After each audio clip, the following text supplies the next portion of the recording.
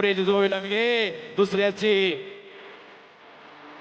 दुसऱ्याचं होतं पाठीवरती वाहू लागला आणि मग बोडका पैलवान झाला.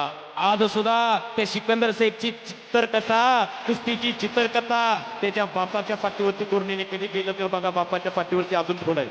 दुसऱ्याचं होतं वाईला आणि मग बोडका असा पैलवान झाला. त्याच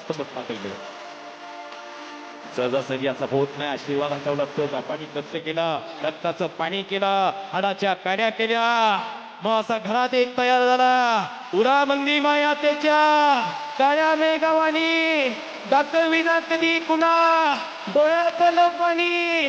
जिजू जिजू संसाराचा गाणा हाकला, वटामंदी हसू जरी कना वाकला.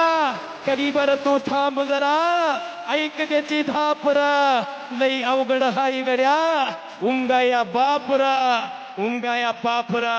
रक्ताचं पाणी हाडाच्या काड्या केल्या आणि भारतातला सगळ्यात मोठा पैलवान एका खंडाच्या घरात तयार झाला. भारतातला सेलिब्रिटी पैलवान अनेक वर्ष उलटून गेल्याच्या नंतर या महाराष्ट्राच्या भूमीला असं एक पैलवान मिळालेला आहे.